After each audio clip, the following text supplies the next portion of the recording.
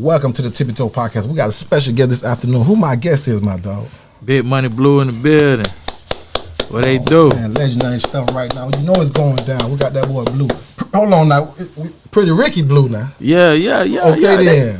They know that. You feel me? Because now we got to take it on there. You feel me? They know that. How the trip was coming over here, my dog? Oh, it was great, man. You know what I'm saying? We in a lot of Dale. You feel me? Throw the L's up. Okay, then a lot of Dale. You already know what it is. My dog. So for the people that don't know, how long you been doing music? Because we got to take it straight through, though. I don't know what the schedule, because you look like you busy right now. I don't know, man. I've been doing 15 years, I think. 20, 25, something like that. I don't know. Dog, so how did... Like 2000. Facts. 2002, I think. So how many years this is? They bad at math. You know, don't be done. That about 20. That 21 years. But who did you listen to growing up though? Because it's like 8-Ball MJG. You mind if I light this up, Blue? Nah, light up, man. Okay, shit, I can't be around no drugs and shit. I can't smoke. I'm on probation. Okay, but so I ain't gonna light up then. I ain't smoking. Nah, I'm good though. Let me see. When I was growing up, boy, yeah. So it started out. I'm gonna tell you the first song I really remember though. The first song I remember was Puffy and Mace with that motherfucking that colorful video there. I ain't see the video. I was a jit back then, but they had that record with man, I can't remember that bitch. Somebody just sampled that motherfucker. It was a remake. Fuck, boy, my brain fried. So when did you know what I want, you feel me? I wanted to start doing music. And how it was was it solo, you feel me? So we're gonna get to the group, how did that? Man, I wanted to find out what the fuck that record was. Puffy and Mace. And they were going back and they were going back. Not Harlem World? Not Harlem World. This was before that. They were going back and forth on the record. Back and forth on the record. My dog like you get good Google nigga. You don't know. Damn. That motherfucker say,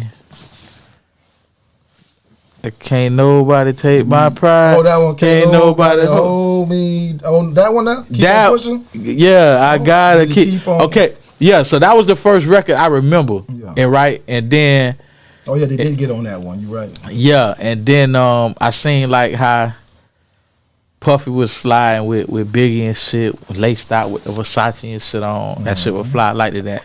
Then you feel me? Snoop, Tupac. I think the first rap song I ever learned was Tupac, the blacker the berry, the sweeter the juice. I say the darker the flavor. That shit right there, Dear Mama or something, right? That what that is? Yeah. So that was the first shit I learned to rap that shit to my mama. We could. It was against the rules to rap, but this one about you though. Okay. You feel me? So yeah. So fucking the Tupac record. Then I got the Doggy Style album, and then they got the cartoon artwork. He hitting the whole Doggy Style on the artwork, and it was over from there. I was polluted. You feel me? Then I end up with a Bone Thugs and Harmony album. The first song I ever bought with my own money as a kid. Boy, you know we in the trap. Boy, you hear the sirens. Boy, we here. We here. Yeah. We good. The first song, of course. Okay then. The first song that I ever bought, nigga, was Craig Mack, Flavor in Your Ear. Oh, at a garage sale. You real, boy. You doing that thing real now. At a garage sale, nigga. And then remember Bone Thugs and Harmony used to have the albums with all the lyrics in that motherfucker. So a nigga had learned how to rap that shit because you can read it and learn the lyrics and shit.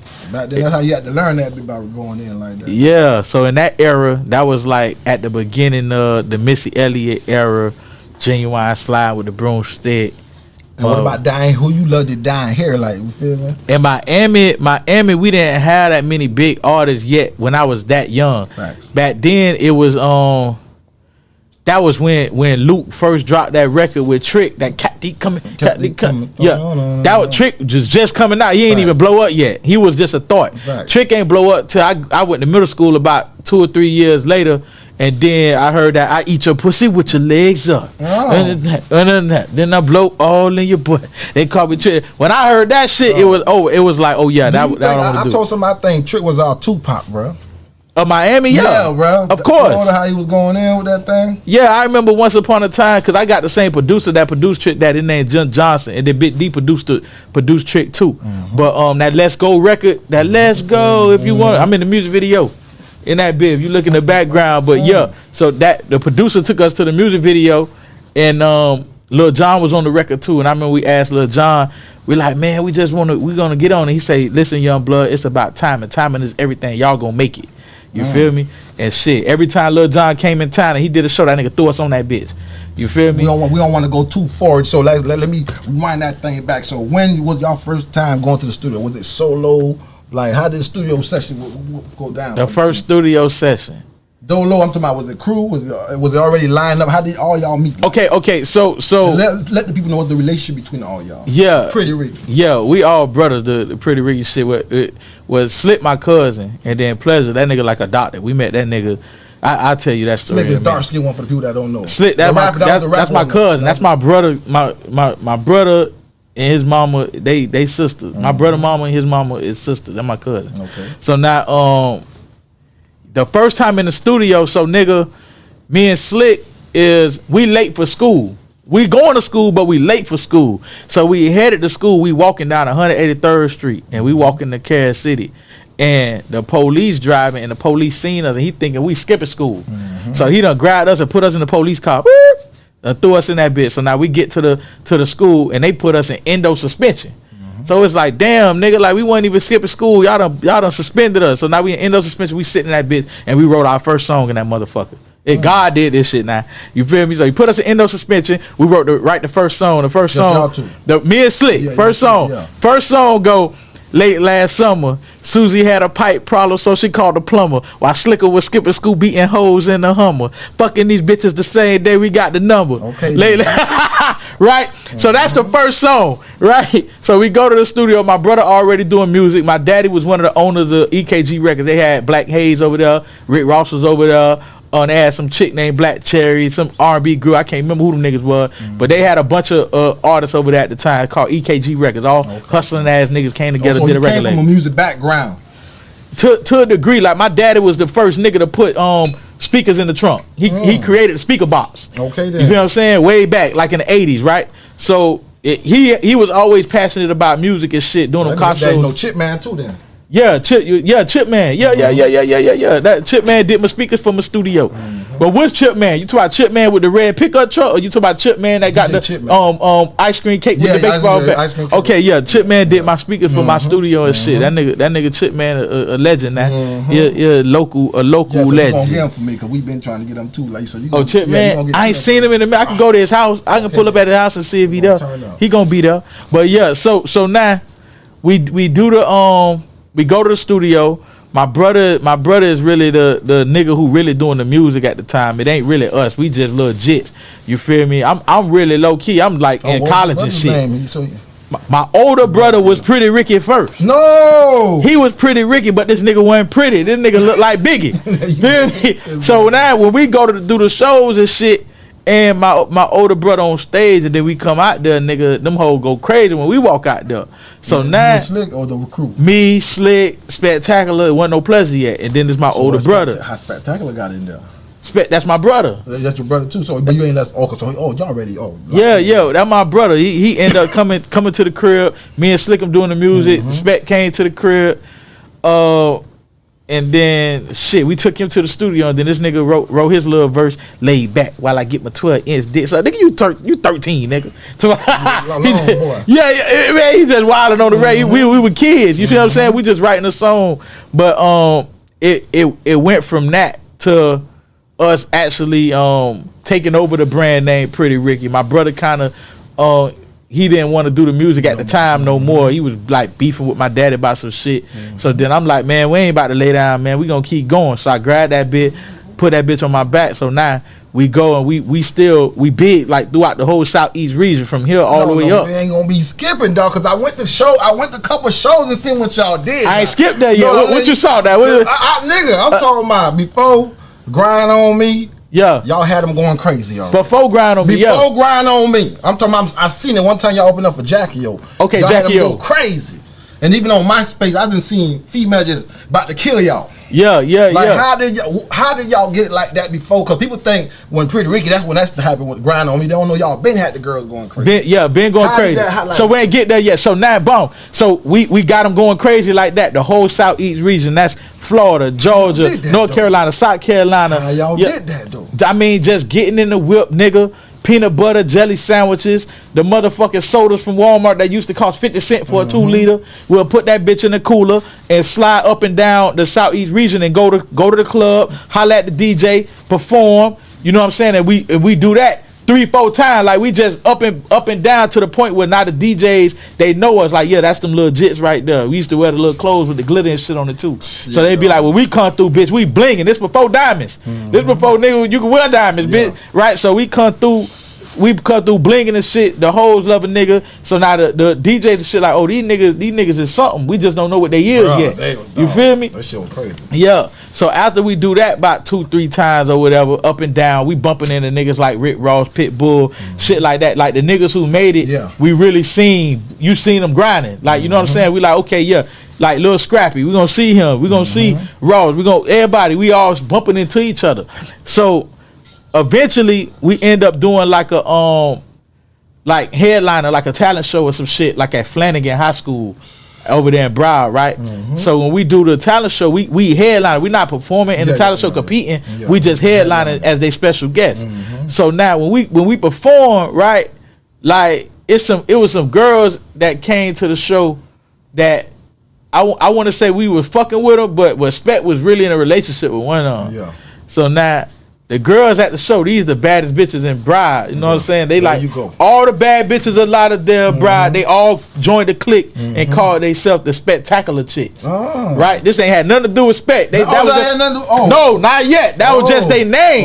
But now they name Spectacular. His name Spectacular, bitch. He got to talk to one of the bitch. Right? So now they at the show. They go crazy. We kill it. We tear it down, nigga. Right? So now when we get off the stage, you feel me? A nigga come up to me, a nigga like, man, I'm trying to get in the studio, man, I pay whatever, man, nigga, shit, I'm a hustler, I get in the studio. Who said that? The nigga came up to me. He had a little brown outfit on and shit, right? That was Pleasure. Pleasure like, man, put me in the studio. That's how Pleasure got on the team. That's how Pleasure was there because the girl in the Spectacular clique fuck with him. Nigga, the girl that was fucking with Spec, that was Pleasure baby mama. Stop playing. No, I'm dead ass serious. Okay, then. I'm dead ass serious. So now, you feel what I'm saying? It's kind of like, okay, bump. She there, she on the scene. You feel what I'm saying? They whole clique on the scene. All of us, we like the raw niggas. They the raw chicks. We all trying to talk to one. You feel me? Bumping the Pleasure. He about to be. He like, man, I'm trying to get in the studio. I'm like, nigga, we just wrote a song, nigga, that we need a motherfucking singer on. Come to the studio. Guess what the song was? Nah, which one? Grind on Me. No. Yeah. So I tell Pleasure, I said, come to the studio. I got an R&B song that we can start out with that, right? And at that time, was y'all signed or not signed yet? We ain't signed. This is all independent, nigga. We doing all this shit independent, nigga. Just my daddy putting the money up, right? He street nigga. He just putting up the bread. So now we end up going to the studio. Me and this nigga worked in the studio for 3 days straight. You feel me? I'm talking about we might have started at like 6 o'clock in the afternoon or whatever, and work all the way to like 3-4 in the morning. Pleasure ordered a pizza. You feel what I'm saying? We ate the pizza, fucking went to sleep, woke up the next day in the studio, hit it again.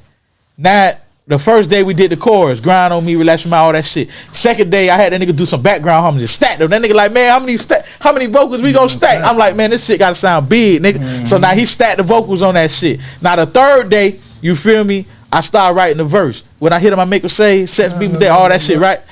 So now, but the secret. So you was more the one. Yeah, I'm writing in that bitch, right? So now the secret sauce to that bitch was when me and this nigga start going back and forth on the verses. So I kind of figured out, like, I'm just a repetitive guy, figured out a formula. I'm like, bet, when I do the verses, I'm going to have this nigga be in here so he can learn my verse while I'm doing it. So now, in unison, my end lines, which normally niggas stack those, right? They call them ad-libs. But instead, I'm going to have this nigga sing my ad-libs. So that's why it's, when I hit him, I make him say, says be my day, I hit him in the back of my, right? So now that was the formula to the whole Pretty Ricky shit. It was literally chorus, background vocal stack, Me do the rap verse, first verse every time. Pleasure do the end of my lines, and then throughout the song, I have him sing throughout the song. So now when a person is listening to the song, it ain't like a normal rap song. It's the whole song is melodic. Right. Even through the verses, they can sing either his part or they can rap the rap verse part. You understand what I'm saying? But Blue, you gotta let me know though. So remember I'm telling y'all going crazy. Yeah, y'all doing y'all thing. We're going crazy. I think maybe no more than 6 months later. Yeah, no more than 6 months. I'm talking about from when I seen y'all going crazy in the club. Yeah. MTV grind on.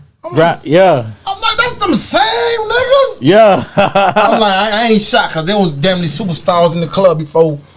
Yeah, what happened was we end up bumping into. How the deal came? Break it down. Yeah, we bumped into Teddy T. Okay.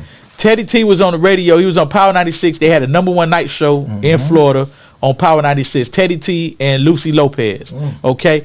And I end up doing the intro for Teddy T's show, right? And I had pleasure seeing we rap, whatever. That shit ended up getting so many requests just for the intro, they put that bitch in rotation. So now the nigga who run the radio station is like, well, what's this fucking record that y'all playing? Oh, that's Pretty Ricky. Oh, okay, put them on the shows. So they start putting us on all the local shows that they was doing to perform. So now they seen that talent now. Yeah. So now I remember the bitch like yesterday. We did one. It was Halloween Horror Night or some shit for Power 96 down in like the Grove or some shit, wherever the fuck it was, right? So we go and we perform and we do Grind on Me for the first time. When we cut Grind on Me, right? When we perform that bit, we slide left, slide right. You feel me? We from Miami. You throw that dick. Them hoes go crazy. They go chasing us. So remember you say usually be like, man, them bitches be chasing y'all. Dog, let me tell you what happened before you get my bad for cutting you off. Yeah. Motherfucking Spectacular almost damn near got beat up. A female jumped on him like a Spider-Man. He had to catch himself. Yeah. He almost fell back because the female just, in the club, just ran and jumped on him, but damn near. Yeah. Thank God he caught his balance. Yeah. Oh my nigga God. Strong. I said, this nigga, like Hercules. These boys got these females going crazy. They were going crazy, dog. It was a combination of things. Nigga, like, we'd do the glitter clothes. Nigga might put Tweety Bird on a shirt, Piglet on a shirt. We putting all the characters the bitches like. You know what I'm saying? It's like, people knowing to kill that stage, but I think y'all the only crew that took it to the real stage. You know how niggas be grinding on the floor? Yeah. But I think y'all the first nigga that took it to the real. Yeah. Because back then, like the Splat Pat, Live and Nasty, all that shit, all that Miami shit that niggas was doing back to probably them Luke records or something. You feel me? We took that shit and made it mainstream. So people going crazy seeing that shit. Yeah, us diving on the floor and all that shit, right? Yeah. I tell y'all seen it. Yeah. You went way back. So so we doing all that shit, and then Power 96, we do all that shit at the Halloween Horror Night shit, and the program director like, yo, what's that record right there? Bring me that record. This shit was, I remember like yesterday, nigga, I'm riding home. I'm with the old boy, we in the Benz truck. He say, dang, they told me bring the record. The grind on me. The grind on me. He like, they told me bring the record. Yeah. Man, they put that bitch in. So you like artists and orchestrated that, you feel me? Yeah, I learned the business first. Nigga, I'm reading. I want to know the music business before I start doing all the music. Okay, you feel me?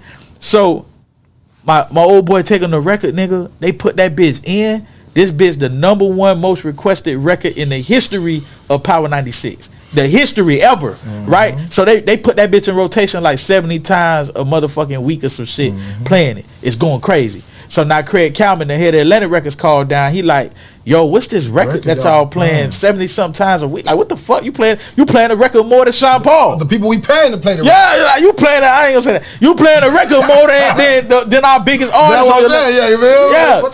So now he like, man, I'm gonna come down there and come see what this all about. So So now we my daddy say, all right, we got a meeting with the label. Right? So now we get dressed. Throw that shit on. Put it on. So now we pull up to Lowe's Hotel on South Beach. So when we jump out, we got the glitter clothes and shit, right? So now we jump out, we jump out the door, and you see all the glitter in the motherfucking air, right? That shit like it's magic, bitch, right? So now we jump out, you see the glitter in the air. So now this dirty ass cracker walk up, shirt fucked up, dirty ass shirt, dirty jeans, you feel me? And he like, oh, who y'all here to see? We like, oh man, we here to see Craig County. We trying to come in for a meet. It was like, oh man, all right, this is where I take y'all up. So now he take us upstairs. You feel me? We get upstairs and shit. He put the key in the door. Key don't motherfucking work. Ding, ding, ding. Key don't work. So now we jit. So we real pressure. We like, damn, like the key ain't working. We like, damn, we can't get it to the meeting, man. Shit, man. We jit, bro. We young. We just think everything go bad.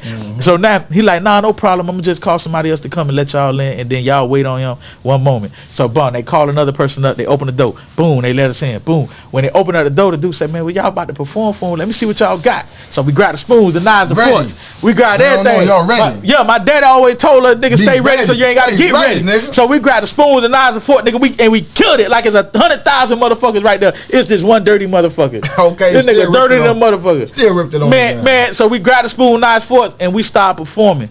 That motherfucker say, man, I'm signing y'all right now. I'm Craig County. I got the contracts in the other room. I'm gonna sign y'all right now. Y'all ain't even know. We ain't even know. He say, man, I'm the CEO of Atlantic Records. We the number one grossing urban record label in the business. We got T.I., we got Missy Elliott, we got he say, you know that R&B singer that got the 12-play album or whatever. We say who? R. Kelly? Yeah, I signed him. You know the producer that worked on Aaliyah today? Yeah, I signed it. That's Timberland. He said, yeah. You know the artist that Timberland producer, whatever. Aaliyah. Yeah, I signed her too. Okay. And I'm gonna sign y'all. Now y'all gonna be just as big. This is a white guy, right? Yeah. This Craig County. This nigga's like the biggest record exec nigga you can think of, right? So now he's like, well, I want. My dad say, nah, slow down now. He like, we got other labels that's interested. Your dad to come everything down. He bullshitting, bitch. We just went to. You gotta do that. Yeah, gotta do that. We just went to Universal Records. When we went to Universal Records, we jumped on the table. We performed in front of fucking Sal and James Eckerberger, nigga. So we performing on the table, nigga. Nelly the same table Nelly performed on, motherfucker, to get signed. We performed on the same table. Stop playing. Man, Sal looked in his book and he ain't even look up. Sal looked in his book the whole time we performed. He ain't even look at us. And that nigga walked out and was like, we straight. We don't want to sign it. James like, but they the hottest thing, right? They gonna go. James Eckerberger fought for us. Yeah. But they ain't signed us. Yeah. So now, my old boy tell Craig County, oh yeah, we got other labels interested. So he say, well, I want to see him perform some more. He said, I tell you what, we got Martin Luther King parade coming up in Miami. I come down there and come see him perform. Now you know, fuck it up. Man, you know Martin Luther King parade, that bitch got by 30,000 motherfuckers in the crowd. Don't do that. And it's 99 Jam stage. Wrong spot to show a nigga. Well, let me tell you why he was dirty first before I go on. The nigga was dirty, he was hiding in the bushes. He wanted to see how we jumped out the car. So his pants dirty from being in the bushes. His shirt fucked up, and when we jumped out the car, the others said, like, that's just right now. You know what I'm saying? So his shirt fucked up, so that's why he looked it like that. But we thinking, you know, this just a regular person. I thought he was just trying to play it off. Nah, he really the exact. This nigga really. I thought he was just trying to look bummy on y'all. Oh, nah. It was excitement. He hiding in the bushes trying to see what's going on. If we really nosy. Do we really got star power? If you want to know what you about to invest your money in. Fact. So now we go and we do the motherfucking. Like stars jumping out the car, though. Man, we blinging like star. Nigga, y'all was star before y'all got hell. Yeah. We own it. You seen it. You seen it first. Yeah, in the streets before the deal. Come on now. Yeah, a lot of niggas don't know that. So now we get the Martin Luther King parade. We still ain't signed yet, right? We get there. You already know, nigga. They call everybody make some noise for Pretty Rick. Man, we come out that bitch. Man, we start doing all that shit, all that, you know, that down on the floor. Man, we did that when the ground on me came on. We did that slide to left, slide to right. Thought that man, them hoes go crazy. Man, now they running. They run. They chase. They break the barricades down. Trying to get to y'all. Yeah, they trying to get they dangerous like Michael now. Jackson. They dangerous. Yeah, they come. They break the barricades down. They run on the stage. They run. They chase us down the block. Nigga, they banging on the car. Pretty Ricky, we won't know. They doing all that shit. Craig County ain't there. That was it right there. Damn it. We like, damn, we done missed our shot. He ain't there. Ain't there? He ain't there. So we get on the phone. We get on the phone, call him. He say, "Oh, I was running behind. I'm on the way." We like, "Nah, it's over with. You missed it. It was amazing. Amazing. Yeah." They're like, "We got another show in Hollandale. There we go. Another Martin Luther King parade. We finna go to Hollandale and do the one in Broward. Tying up. So now we go to Broward. When we get to the stage in Broward might be more crazy. Man, Broward might be more crazy. Yeah, cause Broward just go crazy for everything. Everything. What? Nigga, we get up there and we step on stage, nigga. and ain't nobody in the crowd. Crickets, 0. Not even an ant carrying a tater chip. Can't make this shit up. Pleasure Mama on stage. She got a band. Hey, auntie, I'm just saying, you was on stage and there wasn't nobody out there. I don't know if you ran them away or not. So, ain't nobody out there. I can't make this shit up. It was God. By the time they say, man, y'all get ready for Pretty Rick, we still, now remember that first time we performed for him, it was with Knives and Forks. We just did it like it was 100,000 motherfuckers out there. By the time they said, y'all get ready, Pretty Ricky coming on stage, the whole crowd was full. I'm talking about 3,000-4,000 people real quick. Like out of nowhere, bruh. So I'm like, dang, like, boy, we really blessed. Like, it was like magic, right? So now we gonna stay, not Craig Dell this time. Oh, he's seeing this shit. He's seeing it now. You feel me? Now he fresh this time. He got on the Stan Smiths. He got on a brand new white t-shirt with the blue jeans. He on his A game now. He fresh now. So now he got the big bodyguard with him. He always keep with him. And nigga stay scrap. Right? Then. So now we go on stage. We do our thing. You already know we slide left, slide right. We do that thing. The girls come. Man, they run. They jump on the stage. Every time, this is what happens. Suicide. Man, they break the stage down. They run. They chase us down the block. We run all the way down the block. We try to pull the car. Bring the car. They driving the car. We got to jump in the car while we running. That's dangerous. Yeah, dangerous. Nigga, they don't know it's dangerous. Yeah, they banging on the car. This like the Jackson 5 NSYNC Beatles. This dead ass serious. This nigga Craig Kalman, when he signed us, he literally was like, I just signed the Black Beatles. This before Ray murdered is it? Like, man, I just signed the Black Beatles. This is Jackson 5 all over again. Give them what they want. They like, we finna fly them. Nobody was doing what y'all was doing on them tours too. Nah, they wasn't. Them tours was crazy. They wasn't. So the way the tour shit came about, so now we go to Atlantic Records and now they have us perform for the whole record label. Because you can get signed to a major, that don't mean you're gonna blow up. Facts. You gotta get everybody in the record label excited about your project. How you is. The same way how you is and the way Craig is. So when we perform, we go out there, we perform, you do a showcase for the label. And you gotta show your ass. And after you perform, either the label gonna say, yeah, we fuck with them, we gonna push it, or not. Man, we came there, we performed, we gave some motherfuckers lap dances and shit like that. And then we was already on some player shit. So we walked through, nigga, and we came in that bitch with a big ass box of roses. So we gave everybody roses off rip first. So we done hit everybody with roses in the label. So now they at the performance with the roses and shit. Watching it special. Yeah. And then we come out there and nigga with that shit on now. We had a motherfucking mink fur coat, jumpsuit, hoodie, nigga. So we come out there, we perform and go crazy. And then boom, right there, they made us the #1 group in the motherfucking world. So then the screen tour come about. At that time, Bow Wow on the screen tour is his and Michael Molders. Okay. Omarion, was Omarion on it yet? Omarion on it. It ain't B2K yet. It's Omarion. Omarion, Bow Wow, whatever. So now they tell us, man, we got a tour that we want y'all to do. It's called the Screen Tour. But y'all ain't gonna get paid. But no problem. No. Yeah, y'all ain't gonna get paid. Why is that? That's good publicity though. It's publicity. They trying to make us the biggest act in the world. So because the people don't know y'all ain't getting paid. Nah, not yet. No, you feel not yet. Soon as we get signed, they make us go on the road for three months straight. No pay. No pay. In like not back then it wasn't Sprinter vans, it was Caravan vans. What was going through your mind? Were you just excited about the whole Man, I don't give a fuck. Nigga, I'm like, nigga, we got signed there and let it record. Turn up, nigga. Yeah, nigga, I already understood you gotta put the work in. I'm a work ethic driven kind of nigga. So we get in the motherfucking van and for 3 months straight we go city to city with the van, rap with the album cover on that bitch, and we go and do. Remember we was already going up and down the Southeast region already. Now when we coming back, bitch, we coming back with Atlantic Records reps. We coming back with the van rap. We got promo posters and street teams. They like, oh shit, these niggas done made it. Come back with that force. Yeah, we coming back with that force. Okay, so now all the DJs is like, oh shit, these niggas own one. And then real shit, right before Craig signed us, we did there used to be a DJ coalition called the Technician DJs. The Technician DJs used to meet up every year in Puerto Rico and they party, pop bottles, fuck bitches, and they all the DJs, right?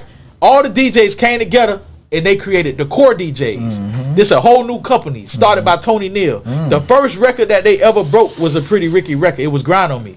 So now they all brand new together. They just created the clique. Hey, here go this record. We go and do a showcase for them niggas. We perform. They see the record. They see the vibe. And bump, they blow the record up. So all of this shit is coming like all together all at one time. It's like synergy, right? So now we going city to city. We doing the shows for the DJs. and we tired as fuck. We like, damn, bro, we tired. We ain't seen home in 3 months. After going from city to city in the car, then we come back to New York, and they like, all right, now we need y'all to fly city to city. We need y'all to do all of the summer jams.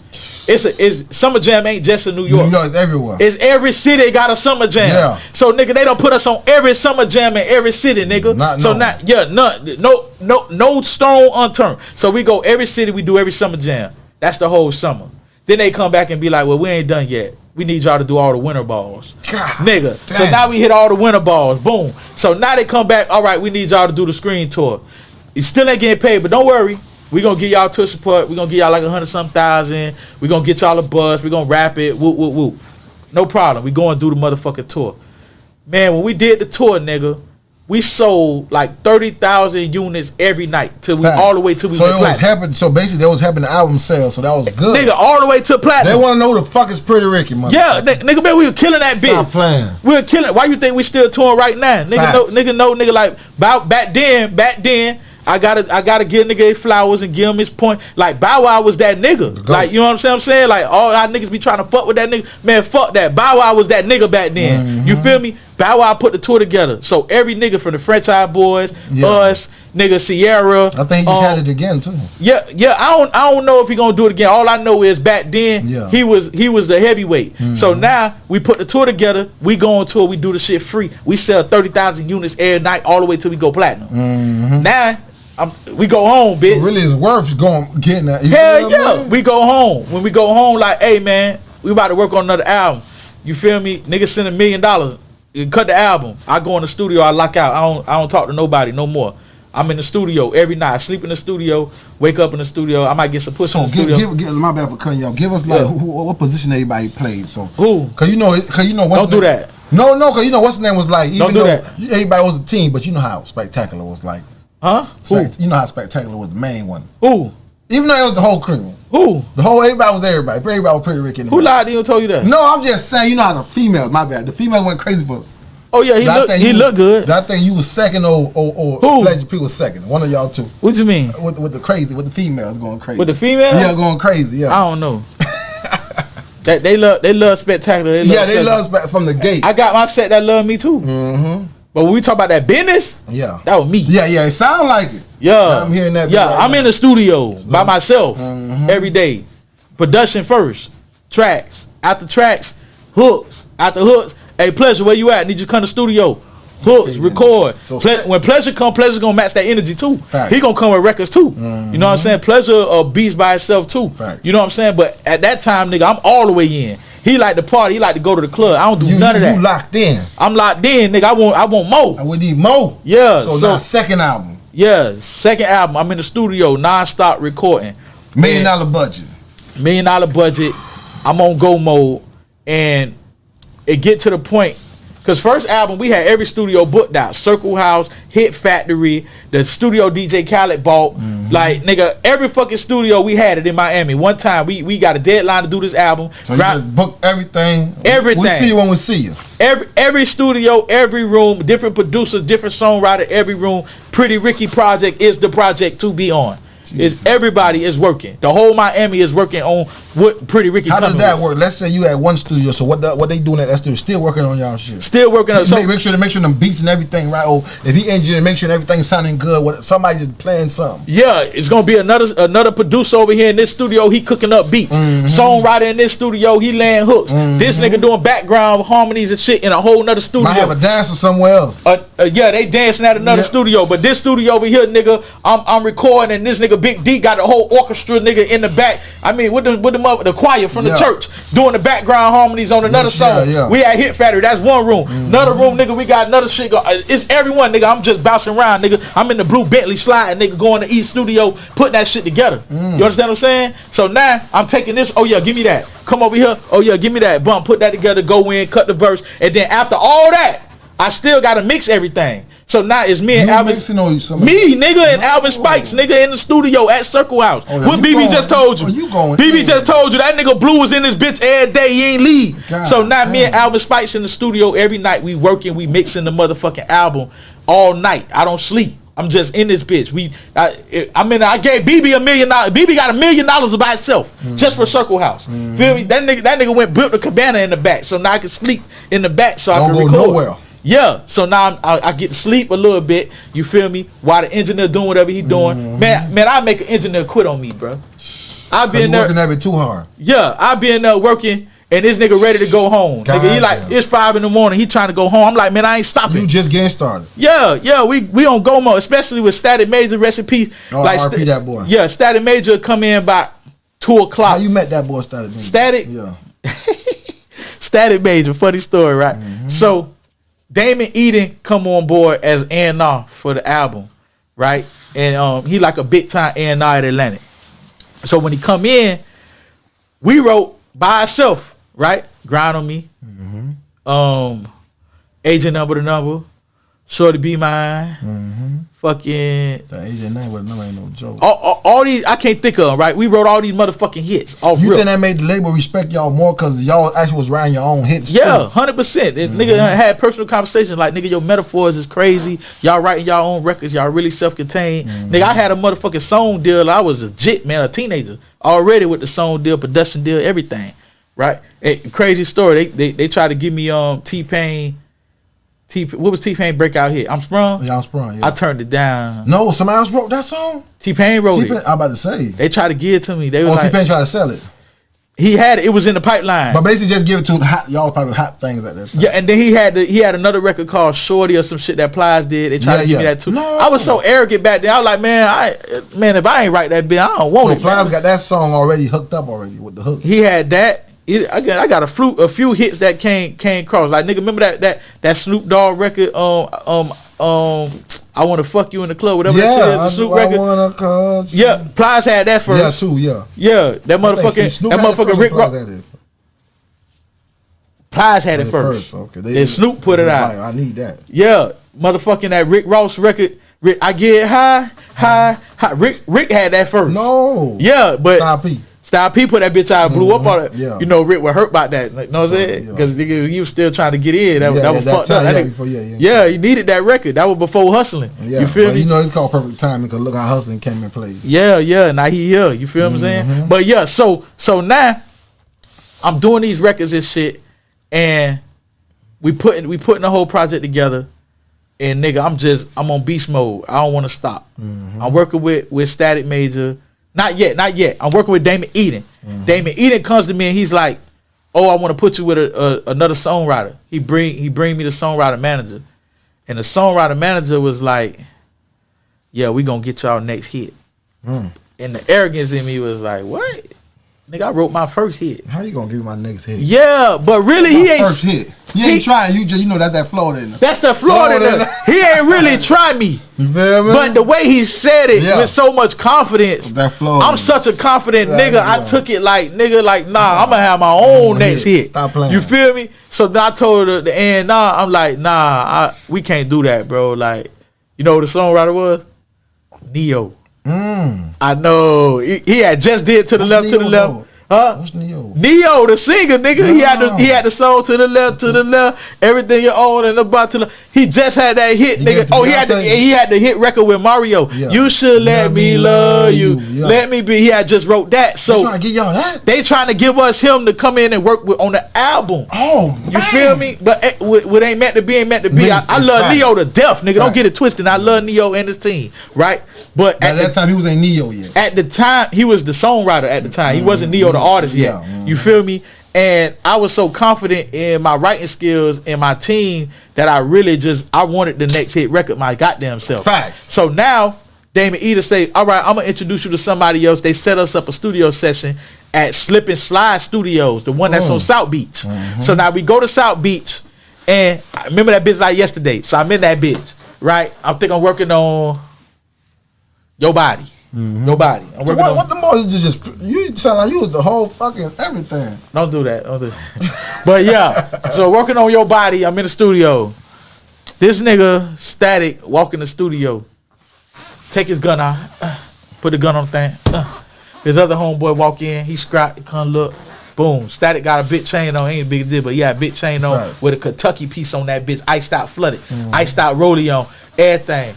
And I like, yeah, I like that nigga. I like, yeah, because he put the pistol on the thing. Like, that's what we do. We from Miami. So once I seen that, I was like, I could fuck with him, right? So Static, for niggas don't know, Static wrote Pony for Genuine. No. One in a Million for Aaliyah. He wrote Pony, 1 in a Million? Yeah, we're going to stop at them 2. This nigga got endless hits. Static was doing it like that? Yeah. He ain't had to do music. That's why he came out late like that. Yeah. He wrote Pony for Genuine, 1 in a Million. Well, I heard that. Remember when Craig Campbell signed us? He was like, yeah, I wrote.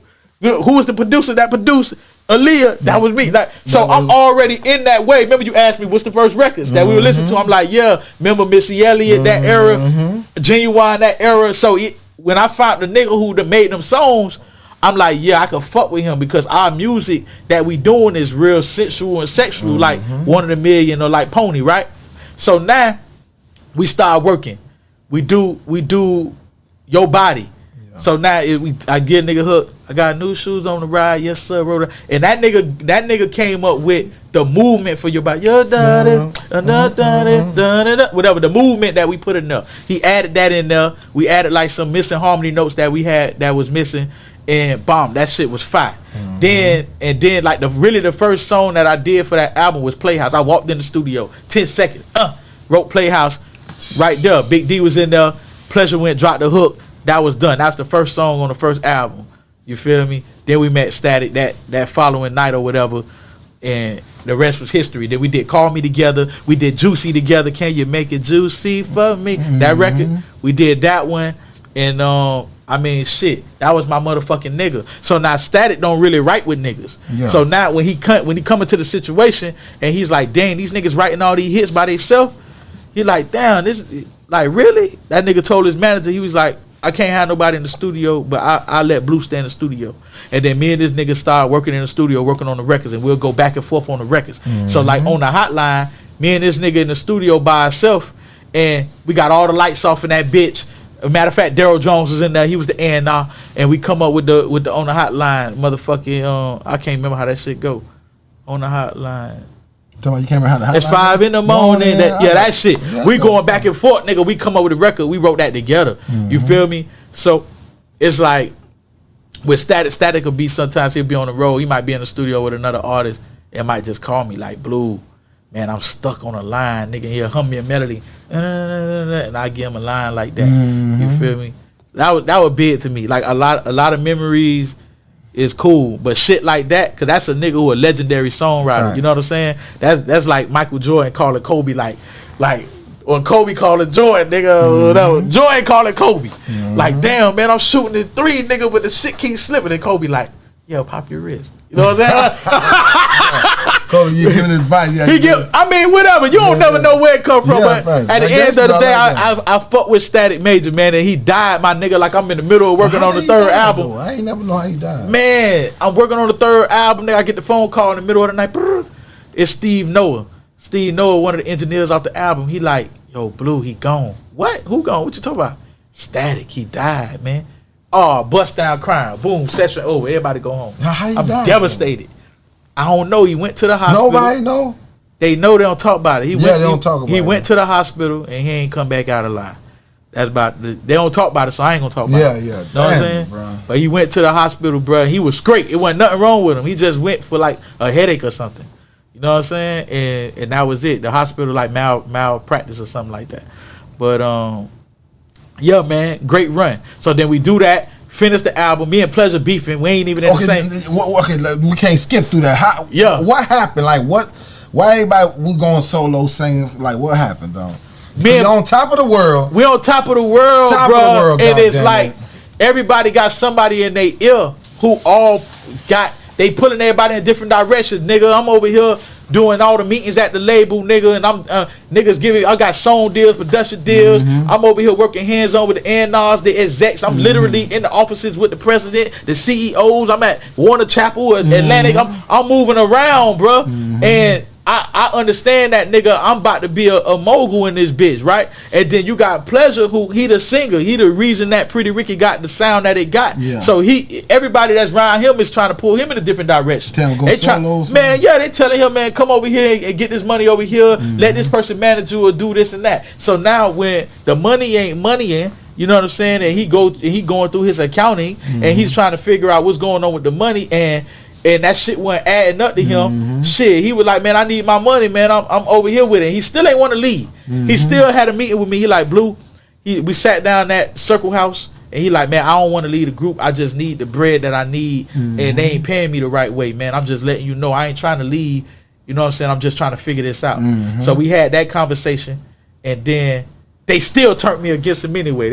They still end up trying to make us enemies, my nigga, and try to divide and conquer us anyway. You know what I'm saying? So we just end up beefing. I'm talking about we doing 106 and Park, nigga, in different dressing rooms and can't walk backstage at the same time. Y'all still was on the group. Yeah, nigga, cause we the number one R&B group in the world, bro. I ain't know right what was going down. Yeah, we the number one group in the world, dog. They trying to figure this out. It's different. Each one of us got different product managers, and they trying to they is making it work, my nigga. So it's like it's beef within the camp. So the label is making it work, different product managers, different execs handling the project at the same time, different A&Rs, and we literally doing events together and going off stage different angles so we don't bump into each other backstage so it don't turn into something else. You feel what I'm saying? So now you can turn the AC up. Me and this nigga beefing, I'm calling this nigga, I'm like, hey, I need you to come to the studio and cut this. You feel me? He taking his sweet time. So I call Static, I'm like, Static, I need you to fly to Miami real quick and help me on these records. Like I got this record called Stay. I got this record called fucking So Confused. I got a record called Late Night Special. I got all these records that I need you to come in and do harmonies and shit for me cause me and Pleasure we going through our shit. And then Pleasure was friends with Static too. So I'm like, nigga, maybe you can come down here and we'll figure that shit out. You can do a studio session with him and get the leads. You feel what I'm saying? You do the backgrounds and we can still work. I'm still trying to meet the schedule. So now he come down, he lay all the harmonies and shit from you know that record stay, all that shit, right? So he do all these records and shit, he do all these harmonies and shit, all this shit. Now Pleasure in a whole nother studio, Pleasure working. So Pleasure finally come to the studio. When he come, Pleasure brings, I'ma leave it all up to you, girl. Can I get that? He bring that record and he bring some other shit. But now I got him in the studio. I got you here now, nigga. Feel me? So now we start working. And we recording, and then that's when we play him on the hotline. And we play him on the hotline, and that nigga go crazy. And that nigga seen that bitch.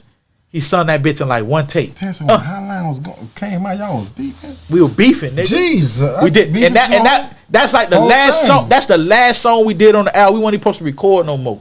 So now this nigga Pleasure do the lead vocals, one take, and he leave like, man, I'm going to the club. Like, nigga, we working, nigga. We platinum, nigga. He don't give a fuck. He going to the club. We cut that bitch. Man, I take that bitch outside, put that bitch in the Bentley, and I'm riding. The Bentley got this crazy bold sound system in that bitch. I ain't heard a sound system sound better than that bitch yet. Put that bitch in the Bentley and listen to that bitch. And I start crying, nigga, like, damn. That was a hit. What? We got another one. Man, hey, get the tour bus. Get the tour bus. We drive to Atlanta Records. Let me play y'all this. Man, we played on that bitch. They called everybody in the room. We played that bitch. That bitch came on. Pretty Ricky, and the whole room jumped up. Whole room jumped up. They started dancing, and bitch, it was gone. It was gone on the hotline, gone to the motherfucking moon, nigga. You feel me? And then we do another screen tour, but this time y'all gotta pay us this time. So we do another screen tour, same thing. We sell all them units every week. This album, this time though, #1 album in the country, 5 consecutive weeks on Billboard 200, 100, Hot 100, everything. We them niggas now. Yeah. #1 album. Feel me? No, that was good. That was saying. So why wasn't there a third album, dog? The third album, we was already beefing. Yeah. So, it was already on the way out. Yeah, it was on the way out when y'all first came in. It was a miracle that we actually pulled that album off. That was a miracle, baby. That was a miracle album. You know what I'm saying? So now we beefing, and then my old boy is just like, man, fuck that, man. Like, let them off the label. Y'all keep Pleasure. You feel me? And they like, nah, we don't want to do that. We want to keep both. We like, man, fuck that. Let us off the label. Y'all keep Pleasure. Y'all keep them. If we ain't about to be doing this back and forth shit. Yeah, let them off the. And we did that. Now we independent. And they wanted me to ask you a question. What was the Mavericks? That was just part of Pretty Bird and the Mavericks. You feel like what that came? I liked that movie, man. That movie with what the white boy name is, man. That played Jesus on Passion of the Christ or whatever. The director, the one who played on Braveheart, man. Willie name, you don't know his name, man? I don't know. Oh, you don't know? You don't watch no white movies. You all black movies. The nigga who played, not Bruce Willis, man. The other one, man. The one who played Braveheart. With the blue shit on his face, man. Nah, my bad. I'm fucked up. I ain't gonna lie to you. You don't know his name? But he had a movie, bro, where it was called Maverick. And this nigga was like, at the end, this nigga like cut the cards and he was like ace of spade. And that nigga had like a straight flush or some shit. So, I don't know. I added it on there because of that. It was cool, though. Like, yeah, Pretty Ricky and the Mavericks. Yeah. But as soon as we got signed, it was already a group called the Mavericks. So we had to take that off. Yeah, we had to dead that. They already owned that brand. Feel me? So they wanted me to ask you too, like, can Pretty Ricky ever get back together to do some shit? We already back together. Okay then, okay. Yeah, we just did. We put the group back together on TV in front of the world on Love and Hip Hop. We did 2 seasons of that to put the group back together, and then we did the tour for the Millennium Tour with B2K. We did all that on Love and Hip Hop. So then we did the first Millennium Tour. Now that I sit back and I think about it, because I don't really be thinking about none of this shit. I be in my own world on my big money blue shit. But when I think about just how great it was, nigga, we went on tour side by side with B2K. Like, y'all probably never gonna see that again. That was like once in a lifetime. My dog say, is it gonna be a B2K Pretty Ricky fucking battle, bro? A versus? Yeah, versus, bro. I mean, I said, I don't know. Now that's a tough one. That's up to them niggas to come together and do that. While I was in prison, I seen that they did a versus. It was a Marion versus Mario, right? And them 2 great solo singers. But for when it come to groups, watch that. You right. When it come to groups, nigga, yeah, Pretty Ricky and B2K, Jodeci, H-Town, know what I'm saying? Some shit like that. Like, Pretty Ricky and B2K is for our generation. That's what they want to see. I hear about it all the time. We talk about it all the time. It is what it is. We both groups broke up and left everybody heartbroken. Know what I'm saying? So it's going down. You know, y'all was off the scene for a little bit. Out of nowhere, boom, Blue get locked up. You gotta break. You know we know it. You gotta break it down to us, man. The getting locked up shit, it happened. It happened. It shouldn't never happen. But by me just being such a kind-hearted nigga and trying to show a nigga love, it happened. And the crazy thing about it is, the motherfucker that got me locked up, my spirit told me not to fuck with this nigga. When I first met this nigga and they introduced me to him, I was like, nah, I don't want to fuck with him. And the nigga like, nah, why Blue, man? He making moves and shit. He dying here. Nah, I don't want to fuck with him. Yeah, but man, he trying to, he needs somebody to help him with the label. And I don't want to fuck with him. Man, come on, man. I'm finna take you around and just pay attention. I'm going to just watch. I'm going to just watch. I'm going to be a fly on the wall and listen to the conversation I'm going to see. And when the nigga start talking this shit, and he start talking about his family, and he had all his kids there, and his sons and his daughters there, and his wife there, and his wife got 8, 9 kids with him or something. I'm like, okay, he a family man, and he reminded me of my father, and I'm like, damn, I can help this nigga get it, like change his family life. I can help him. Then I'm like, all right, fuck it, I'll give it a shot. All right. So now he had an artist sign. The artist name was Bobby Lights. Bobby Lights is Trina's cousin. Okay, we all doing Love and Hip Hop together. So I'm like, okay, all that should have made sense, and it's gonna get the platform that it needs because they'll put it on Love and Hip Hop. So I help him. I write Bobby a record. The record go viral.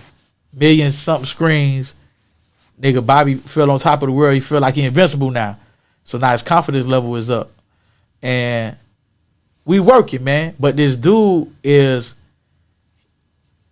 still something about him. I don't know what it is. It's just something about the nigga. So, long story short, without all the other personal shit, right? Let's just get to what happened, like the nitty gritty of it. So now, after some shit happened, I stopped fucking with him. I left that shit alone. So now I go and I start. The pandemic is about to hit. It ain't hit yet. We just confirmed the Millennium Tour. And I think this is the second Millennium Tour. And Pleasure's like, man, fuck them tour buses. Fuck them tour buses. They killed us with the overdrives last time. I think that we should do sprinters. That's my partner. You know what I'm saying? I'm like, all right, say less. I'm going to go buy the sprinters, bro. So I go to the dealership. I go to get the sprinters. Now I just had made $250,000 selling face masks with my e-commerce business. Okay, you feel me? Like I would do a lot of bread online with e-commerce stores. One of my manufacturers is like, yo, Blue, you gonna get rich selling face masks. At that time, face mask was off the chain. Yeah, he like, you gonna get rich selling. I say, why? He say, nigga, it's a virus called coronavirus. Everybody dying in China. That shit like airborne AIDS. Oh yeah? Say less. By the end of the night, nigga, I'm gonna have a website done. I made the website. When I made the website, bomb off rip, $30,000 instantly. Real quick. Instantly. US shut the site down, say I'm price gouging. I showed them proof that I ain't price gouging. They opened me back up. Bomb for another 40,000. What did that mean? Price gouging? Okay, they saying that it's a pandemic, and when it's a pandemic and it's a necessity product, you cannot raise your price above what it should be to sell to a consumer because it's a pandemic. I'm like, what the fuck is a pandemic? I don't even know what a pandemic is. This word ain't exist yet in my vocabulary. I heard of an epidemic. I ain't never heard of a pandemic. So they like, so I go and Google the word pandemic. I learned what the fuck that mean real quick. So now they say I'm price gouging. I say, all right, say less. So I show them Lowe's. I show them Home Depot. And I say they charging like $26 for 4-pack of masks. I'm charging like $24. And I'm giving them free shipping. And I'm giving them a free mask if they ain't got no money. If they just to help out. Like I'm donating the free mask.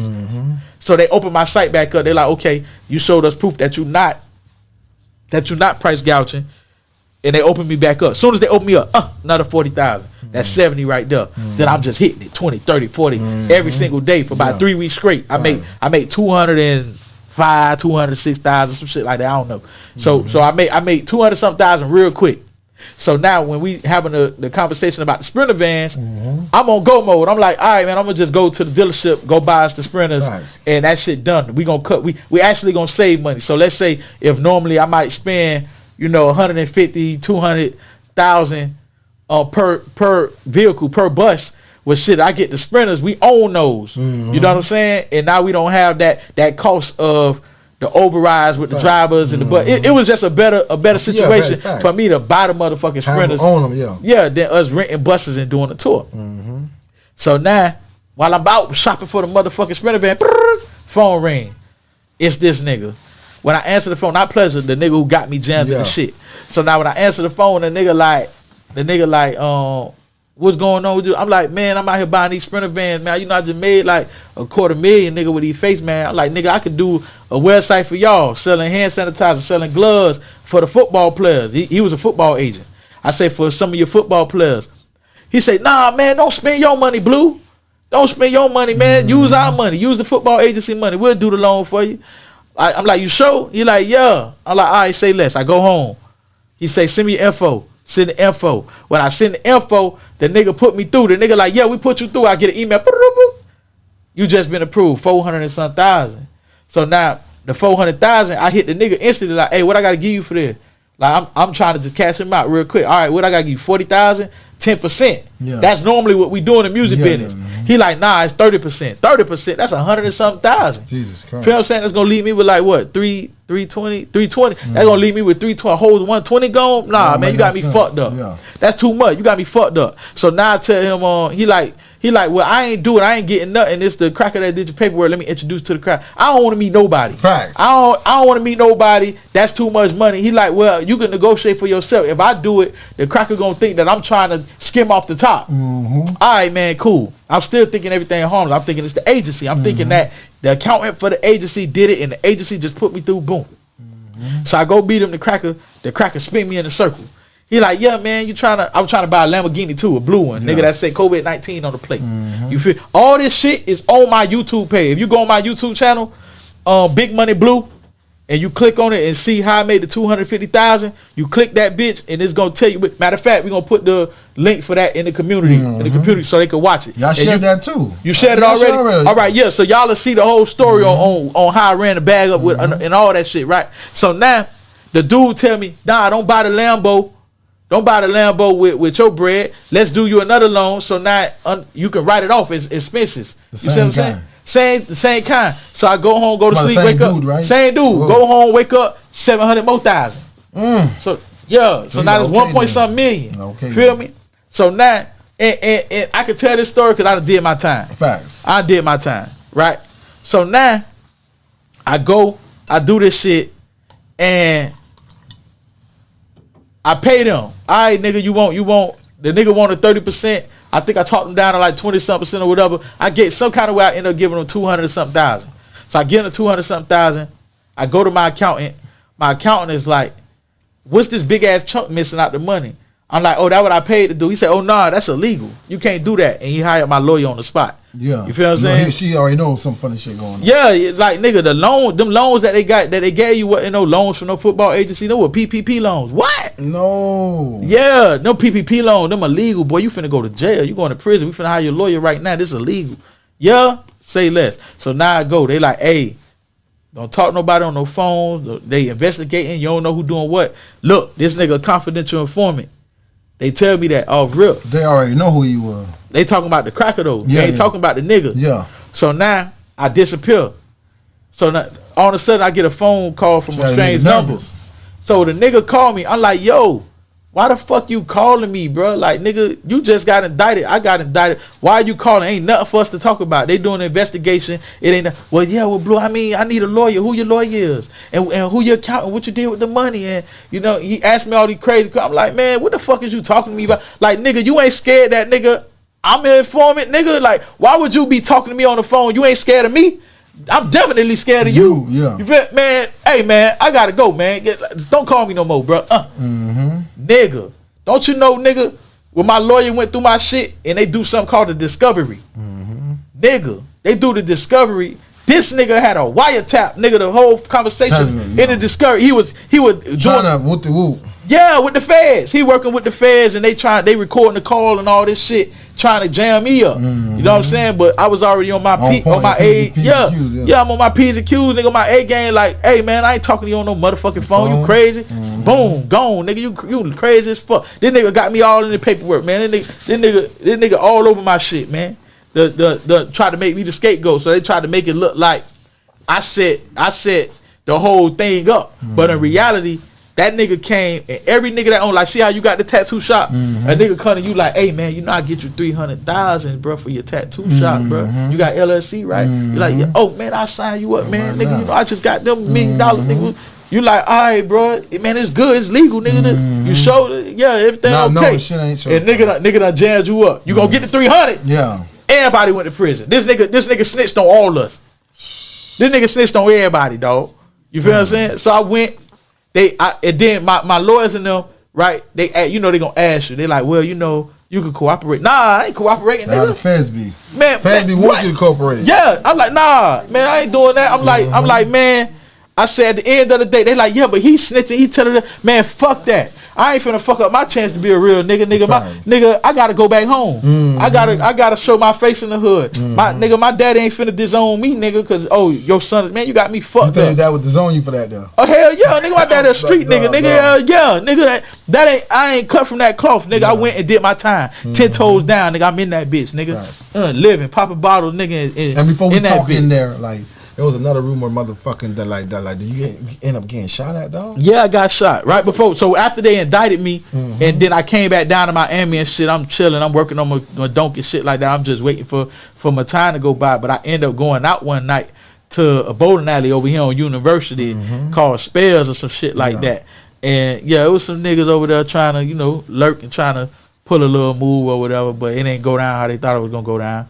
You know what I'm saying? What happened? What you Yeah, I bought that jack, nigga. The fuck you mean? You see the shit still on me, nigga. This shit on me. That what they wanted? Yeah, that's what they wanted. Nigga, you bring that big thing everywhere with you, nigga? Man, I don't know about all that, but I know, nigga, that big on me. That's too big. It's big. That's probably the biggest they ever seen. It's big. Your shit big too. I know, I'm talking about. No little shit, my shit kind of big, but your shit, man, my shit looks small. But your shit big, though, for a nigga who watching their own. Yeah. Cause this shit is so big, it's hard for them to really appreciate it from camera. They don't know how big it is. You feel me?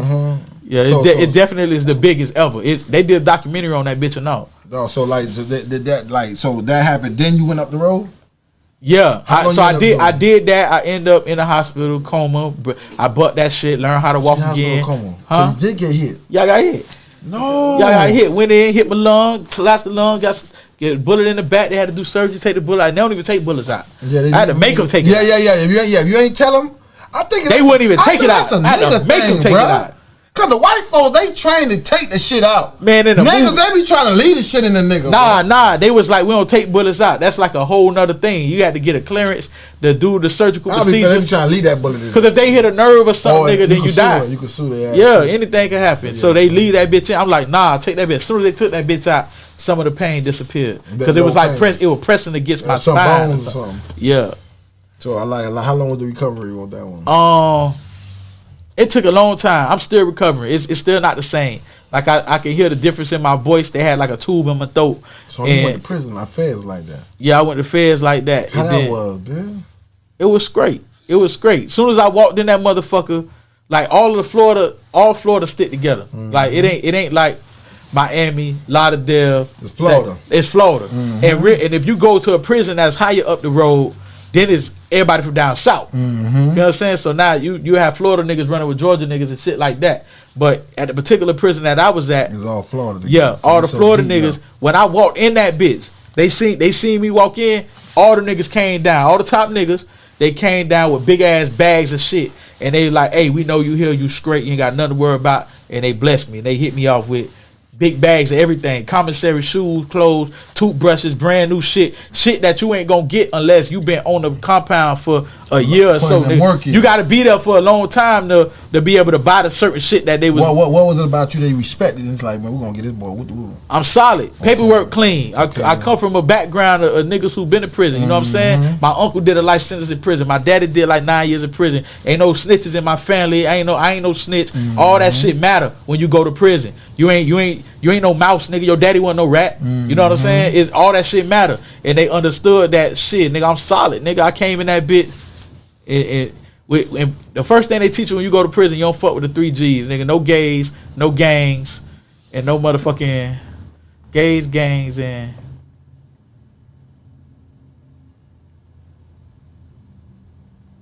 no gays, gang. What 3 G's? Sure, 3 G's, gays, gambling. Gambling, yeah. Well, I can't never remember that 3rd G, cause bitch, I was on that. You can't pay no debt. Don't be in that game. I was on that shit. I could pay. Okay. Bitch, I was in there hit they had about 1,000 a night. Okay. God damn it. Talking about that. His rumors.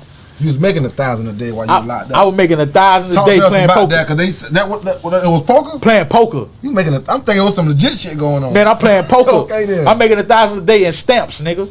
Every stamp is $7. Stamp like money. Yeah, money. Yeah, every stamp, nigga, motherfucking $7, nigga. So yeah, I'm doing that every single night, surviving in that bitch. At some point, you know, when you calling home, nigga, they stop answering the phone call. You feel me? Your bitches that you got on your team, nigga, become other niggas' bitches. At some point, nigga, it get real. Yeah, you feel what I'm saying? It don't matter how short time you're doing. Some niggas in there doing whole elbows, nigga. So imagine how they feel, nigga. I did a year, nigga, and I seen the whole thing happen. I seen niggas lose their bitches. I seen family members, nigga, betray you. I seen motherfuckers, nigga, blow your bread and all kind of shit. I done seen it all, nigga, and that's only in a year span. So imagine a nigga doing a life sentence. You gone already. Nigga think you gone. They think you ain't coming back. Yeah, so I'm about to. I seen that shit happen with the woo. I'm like, God. Man, they think you ain't coming back, man. Nigga gave up before nigga even did it in real time. Yeah, yeah, that shit real. That shit real. So I had to just figure out how to live off the land. You know what I'm saying? And you know, poker is my thing. I was already a poker player before I went in that bitch. You know what I'm saying? I just understand the game. I understand what it take to play that bitch, and I understand how to read people, watch for the tails, and I make that money bubble. Now the fans wanted to ask you a question too, like about the crew.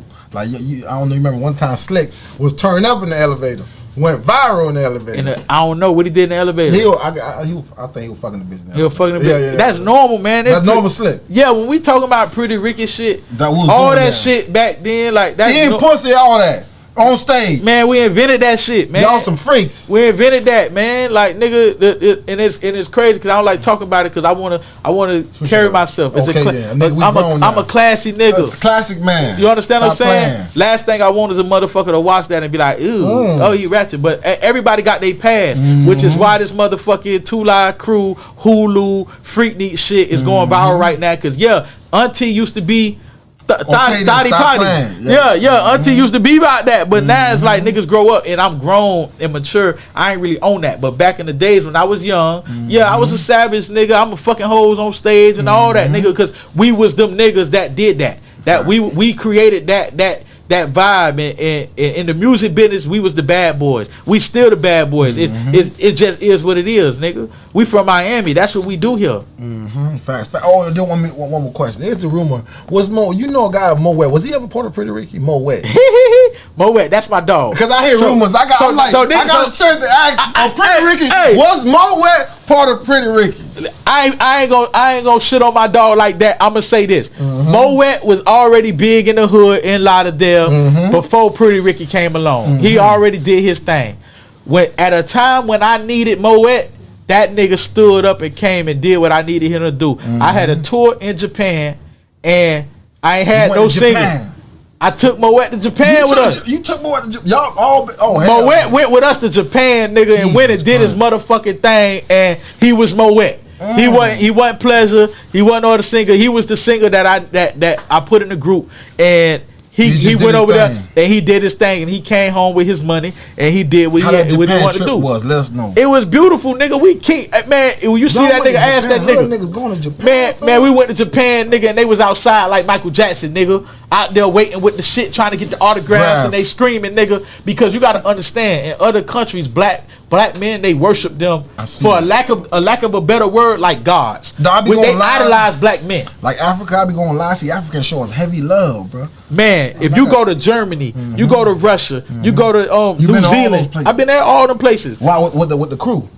Yeah, with the crew everywhere. I've been. I'm gonna tell you, I ain't been to Africa. Yeah. As ironic as that sounds, but I'm gonna say when you in London, all them South African women come over to London. Them bitches bad. The you chocolate sneaker looking one. Man, they some bad bitches. Australia got some bad bitches. You go to Melbourne, Sydney, man, they got some of the baddest bitches you could think of, man. So it's like, man, we done been all around the world, man, and them motherfucking females, they worship and idolize a nigga, man. Is music take you all over, my nigga. And one thing about us, we make music that it goes beyond rap music because it's in the bedroom, dog. Every person, every culture have sex, and we got the motherfucking playlist and the sound score to your motherfucking sexual fantasy, nigga. We had that bitch for the last decade. It been Pretty Ricky. After R. Kelly, Pretty Ricky came and took that bitch over. Y'all period. Too dangerous though, dog. Like I'm talking about, what it is right now. I think you and your brother doing right now. Let us know that the people know what's been going on with the new. You feel me? Right now, I ain't even talking to them niggas right now, man. Them niggas, I jumped out. I'm on my own thing. I'm doing what I do. We gonna link up when we link up. Right now, what is that you doing for the people? I'm on my own shit, nigga. I'm on my Big Money Blue shit, nigga. I get out here, I work, I grind. I'm putting out my music. I'm worrying about me. The Pretty Ricky shit is there. That shit ain't going nowhere. It's gonna always be there. When a nigga feel like doing that and want to go do a tour and get out here for the fans, because the fans want it, we'll go out there and do that. But in the meanwhile, I'm gonna do what feed me and mine, and I'm gonna focus on me and my brand. I'm gonna build my merch company. I got my squad with me. You see, we rolling, nigga. We doing YouTube channel, podcast. We doing all kind of shit like that. That shit don't align with Pretty Ricky. It's too much energy that I gotta put in for Pretty Ricky to operate and run. When you talking about 4 niggas and 4 nigga teams that a nigga gotta orchestrate and run, and everybody gotta move in accord. It's too much shit. Right now, I can focus on me and my music and everything that I got going on, and I'm happy with that. I'm content with that. You know what I'm saying? So what you want the fans and everybody to be looking for? Before I want to keep you here too long, because we've been riding out damn near an hour and 14 minutes. What you want to let the people know? It ain't nothing for them to know, man. Fuck that. Just fuck with us. Follow us on that YouTube channel. You feel me? What's the YouTube channel for they can go to bigmoneyblue.com. Everything on there. BIGG Money Blue.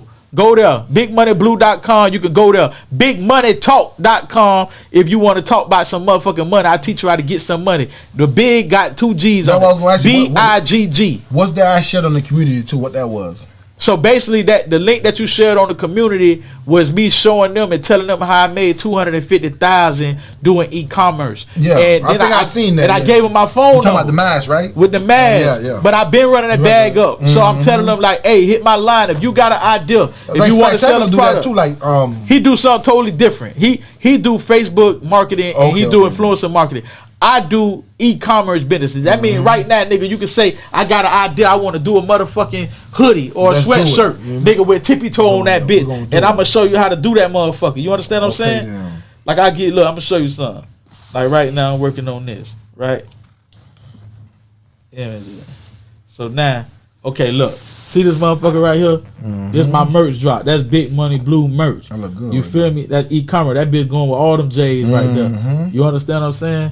They can't see. They can't really see it. Well, you gotta pump that bitch that way. Which one? Right there. Yeah, right there. Yeah. I know they see it right there. I don't know who see it. Okay. You feel me? But the point is, this is what I do. So now, boom, I'm gonna drop that colorway on that jacket. That bitch gonna go with all them shoes right there. All three of these dropping. Now I'm gonna send this out to every celebrity that I can think of. Facts. You feel me? We gonna blow that jacket up. That bitch got everything on there that a nigga need. You feel what I'm saying? So that's now make a bitch say I need that jacket. I need that jacket. When these shoes drop, I need this particular jacket to match these shoes. I'ma shoot that to everybody, and then I'ma run it up like that. You feel what I'm saying? Man. And that's Big Money Clothing on Instagram. You can follow us. I already got 150-some thousand followers. You can see my orders on there. My shit do ship out. Everything go out 3 to 5 day shipping. All that. Follow me, Big Money Blue on Instagram. Go to bigmoneyblue.com.